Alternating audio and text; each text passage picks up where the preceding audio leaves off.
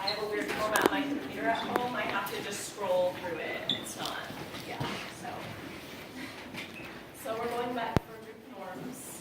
And today, we're going with counting today just because it was the first thing that came up with things that we need to get back to basics on. So recently it has been noticed that staff is deviating from group norms and policies. Our first priority is safety of the patient. And it's our job to be open with each other and to keep everyone accountable to do the right thing for the patient. So examples of this, besides the counting that we just saw, is the RN is rushing the CST to count and pour meds in order to go pick up the patient. Vendors are trying to educate CSTs while RNs are trying to get medications dispensed and counts completed. The CST should be comfortable saying, I need more time, I'll be ready to count shortly, or something like that, and the RN should be flexible. Vendors should realize the attention of the CST is needed fully during counts and medication dispensing. They should do their part after this is completed or before if we're not ready to count a drug yet.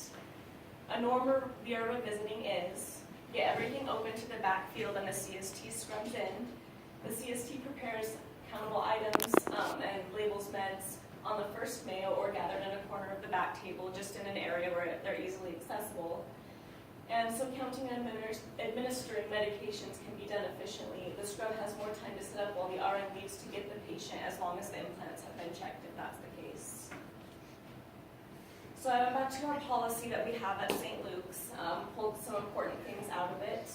It says that our goal is to consistently perform sponge and sharp counts in a standardized fashion so complete and accurate counting can occur, promoting optimal perioperative patient outcomes and increased patient safety. The scrub person and RN must have uninterrupted time to perform an instrument sponge and needle count. Unnecessary activity and action should be curtailed during the counting process to allow the scrub and RN circulator to focus on the counting tasks. If at any time during the counting process, either person cannot visualize the item that's counted or is unsure of the total number of each item, a recount must be done. All right, can we have a little discussion? Yeah. Okay, so go back to your original. So uninterrupted time. So I think we all have seen where, can you give examples of when your time has been interrupted by something? So shout it out loud. Huh? People are just coming in to talk. What other things happen during a count where it should be focused on the nurse and the tech? Radio's up loud. Thank you. Yes. What else happens? The doctor and the PA are sitting in the corner talking. Yeah, and then you can't hear each other. You get distracted. Yeah.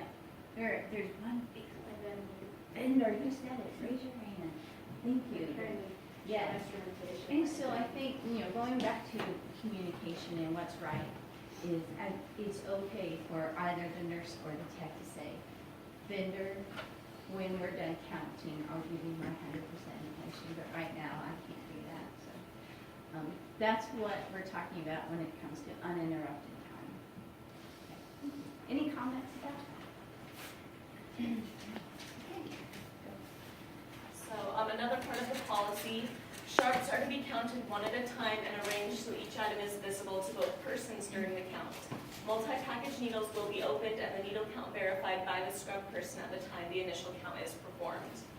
The packaging band on the sponges will remain on until the time of the initial count, when it will be broken while being visualized by both the circulator and the scrub.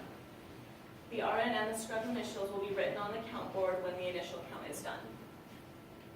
So, problems we've had, once again, we need to be open and accountable to each other, bring it to the staff member's attention in private if they are deviating from best practice. Do you all find that difficult to do, to speak to your peer? Just anybody share? Yes, absolutely. Yes. Thank you. Yes, sometimes Okay. I So do. tell me what are the fears?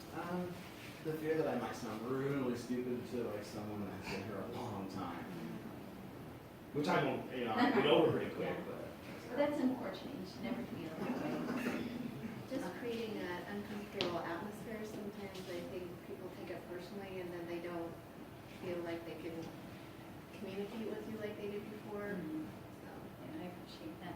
So I think our very first group norm is we need to support our teammates, regardless of the question, regardless if you've been here 5 years longer than he, or if it's uncomfortable and you feel targeted, we need to support our team. So So I think, keep that in mind. Can I say something really quick? Yes. One thing that I think that we really need to keep in mind is that we all communicate differently. And so someone may say, I'm not comfortable with the way that needle count went, can we redo it? Yeah, Or somebody might say, let's redo that. yeah. It's not really about you, it's about the personality of the person, it's about the communication style. And so we need to give each other a little grace and understand that it's not personal. It's trying to do what's best for that patient every single time. So it's not a personal thing. So if you can separate your personal feelings from that and realize, and there is no stupid question. There's no stupid question. The only stupid question is the one you don't ask. Yeah. Thank you. I would bring up with vendors what I've had issues with, and I discussed this with Rob the other day, is that I will say something and then they come back at me with some sort of excuse or, oh, well, you know, that's what but I've done this for years or something, and they don't take me seriously. Or they And come back with attitude. yeah, and that's happened a lot to me, and Rob saying, and I feel like I need to be confronting them again, but Rob's just saying, just call someone else in, because I did make that first.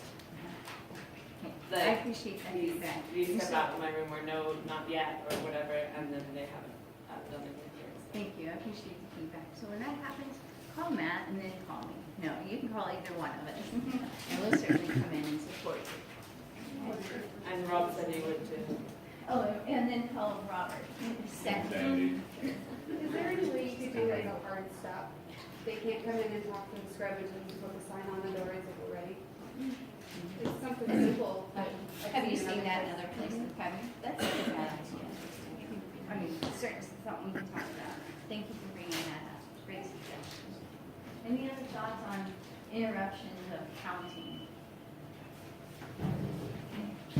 Thank you. Appreciate the discussion. All right, another problem we've had, the CST asks for more time. The RN responds with, too bad I needed the patient, we are behind, the surgeon is waiting. Ooh, that's a big one. Any ideas Ah. with that? Yeah, and I think we all have probably said that or circulated, not meaning to be rude and or ugly, but we're trying to get that going too. But that has to cease, and it has to be about the patient and the care of the patient, and we're going to support our teammate. And so, if they say, "Can you give me a few more minutes?" Well, I sure can. I'd be glad. So it's 2 more minutes waiting to do the right thing is the right thing to do. So, any feedback on that? I think it came up in our discussions in the committee, I think Jeremy brought it up best, is, we're shifting our focus from what's best for the surgeon back to what's best for the patient. So if we need to take that extra time, Yeah, we should be allowed to do so. yeah, I agree. Thank you. Any other feedback, comments?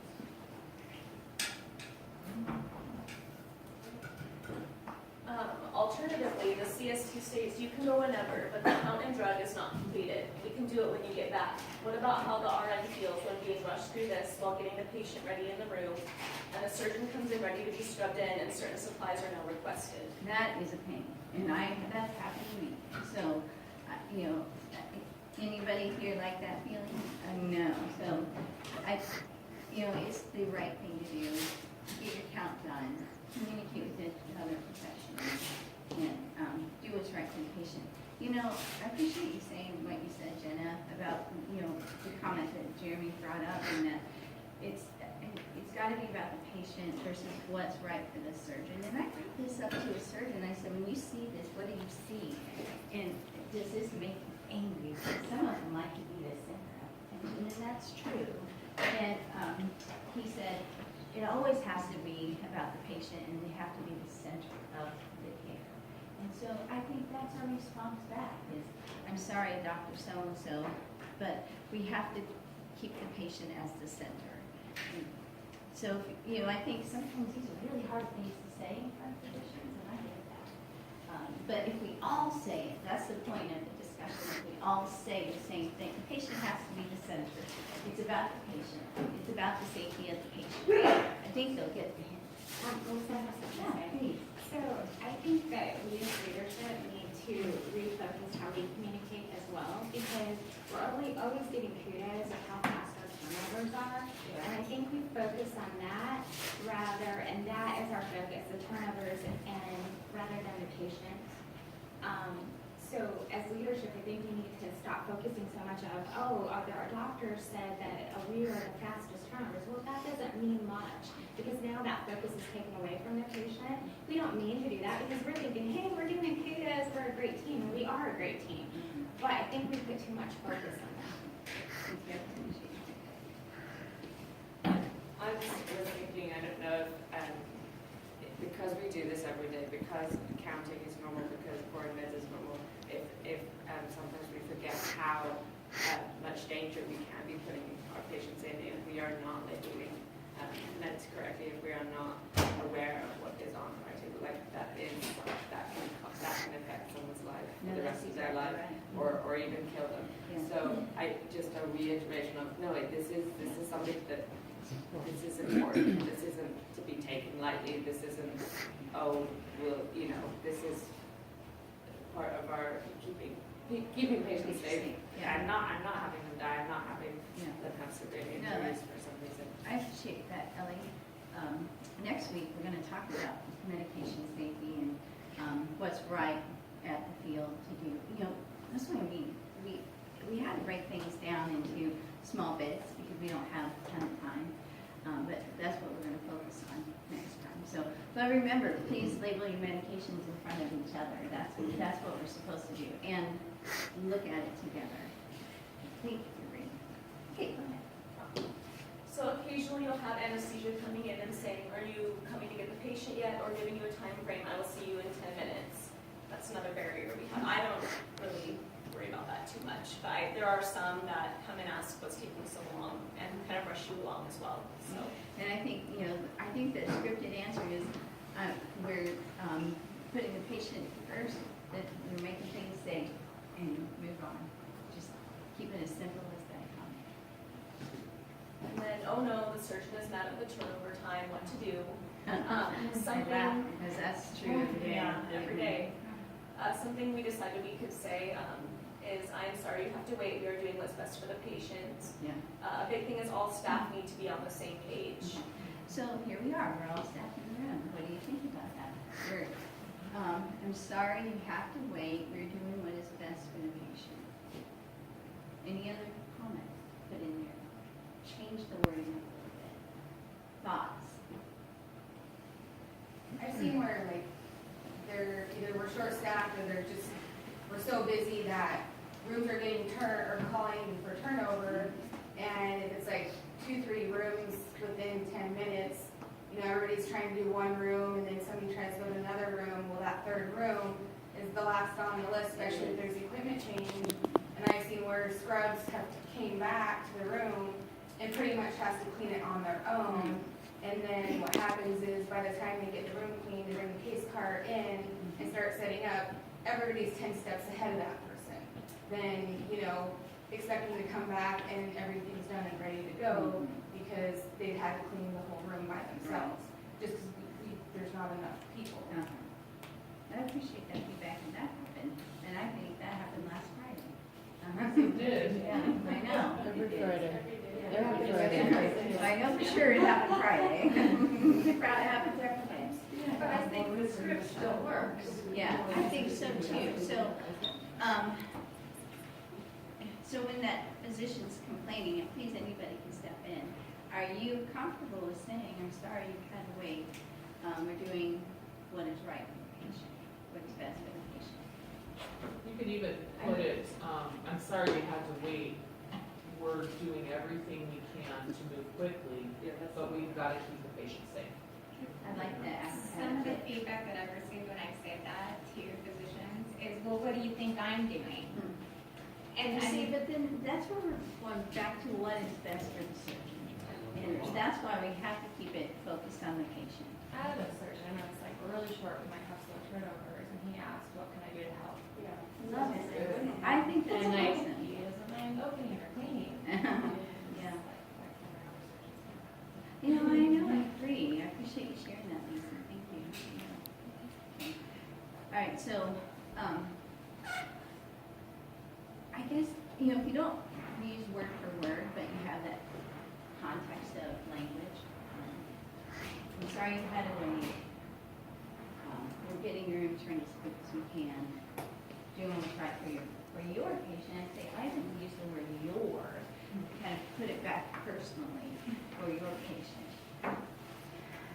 Good, you guys okay with that? I think you're all creative enough in your minds where you can come up with something kind to say, professionally to say. And if we all say it, they won't be, well, I think it'll stop. You know, we all say the same thing.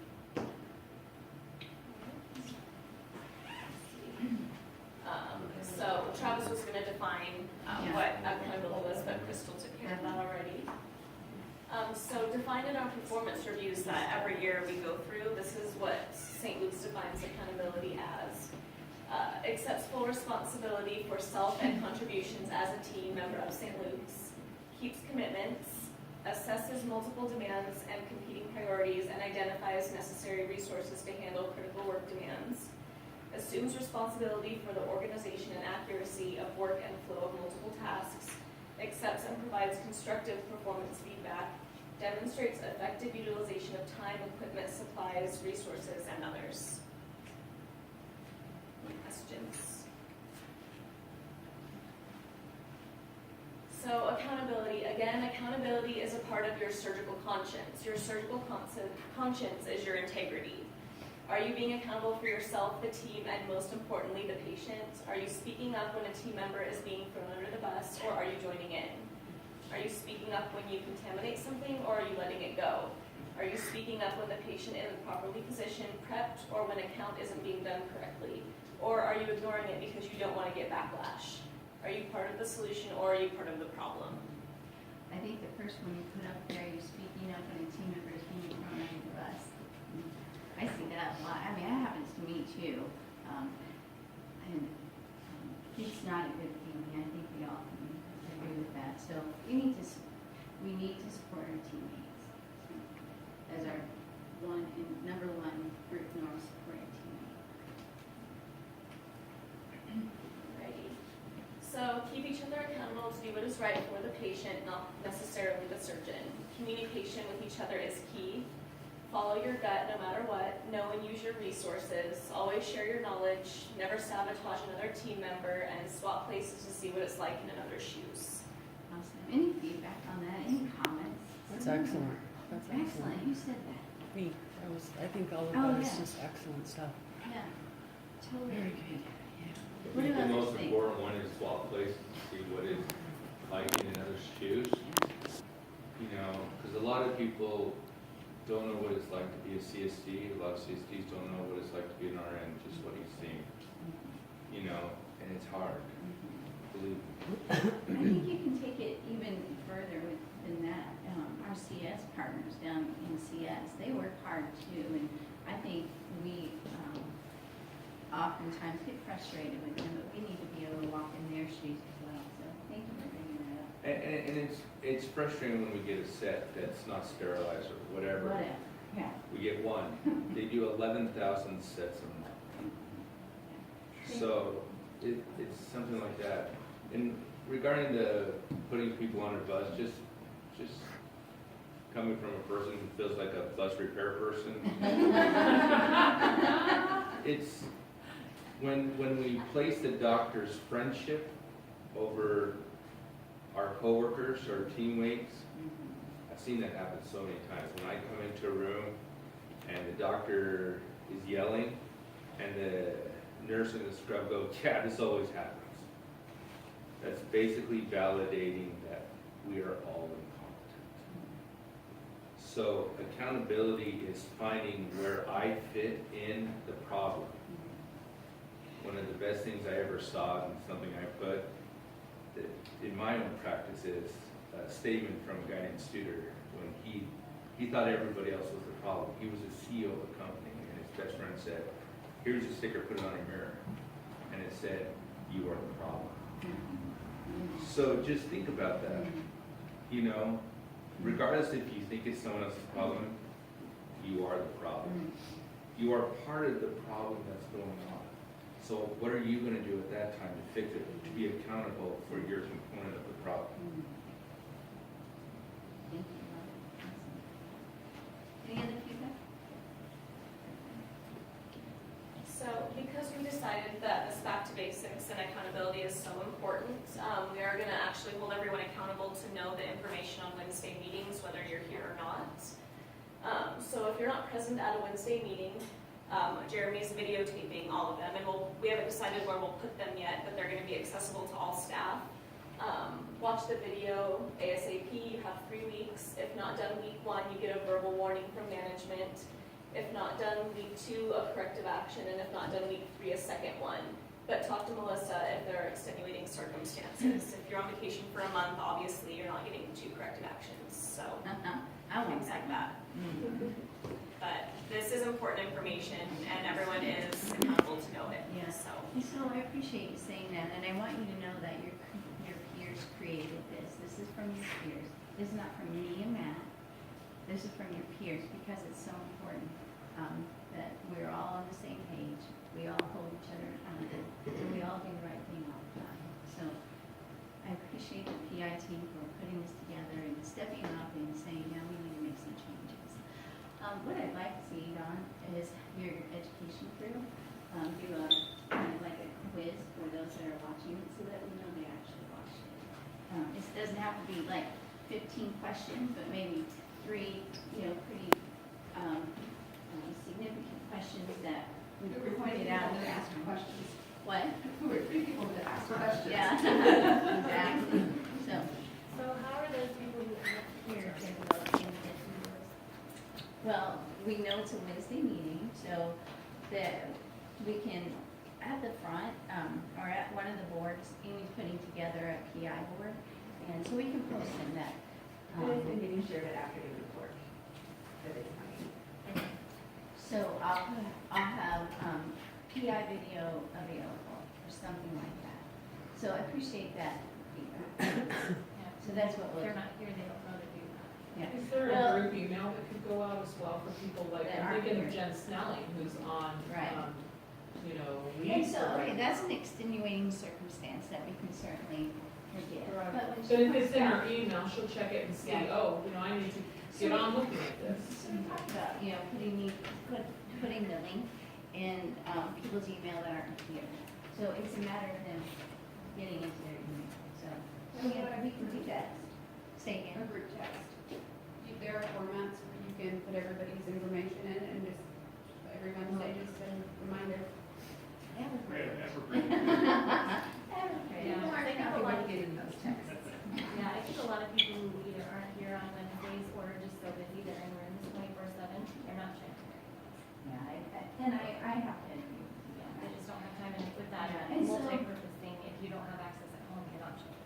Okay, I appreciate that. So, we'll, that's one issue that we need to work through. This is kind of our first kickoff, and, I'm not even sure, Jeremy, we're gonna put the video yet. But, I'll know that by the end of the day. And during morning meeting, it'll be something that we bring up all the time as an announcement. I'll make sure that we post something that says PI video available. But I think it's important, this is part of accountability, that everybody is part of this. And so it's important that if you're not here, that you're accountable to watching and being part of the discussion too. So I don't hear, well, I didn't know we were supposed to say that, nobody told me, because that's what I hear. And there should be a sign-in sheet somewhere, so you can get There credit. is. Dawn has it, okay. I already got it.